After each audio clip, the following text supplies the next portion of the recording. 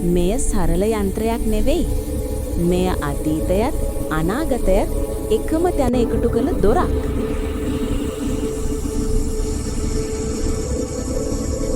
වසර ලක්ෂ ගණනකට පෙර අගහරු මත බුද්ධිමත් මිනිසුන් ජීවත් වී තිබුණා.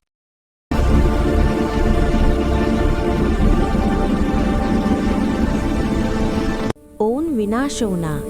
නමුත් ඔවුන්ගේ දැනුම නැති වුණේ නැහැ.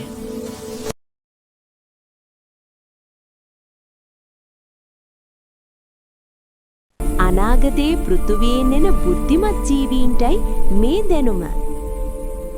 අගහරුගේ රහස් ඇලීෂාගේ අතට පැමිණියා.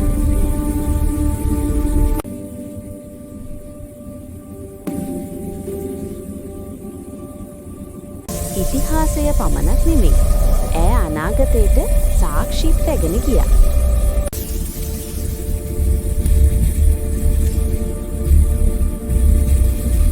අලීෂා කාසන් නිරුපද්‍රිතව පෘථුවියට ආපසු ආවා.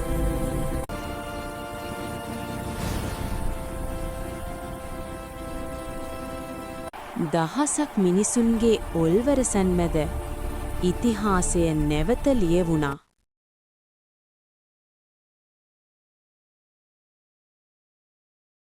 අගහරු හිස්ග්‍රහයෙක් නෙමෙයි. එය අපේ අතීතයත් අනාගතයත් එකට බැඳුන ලෝකයක්.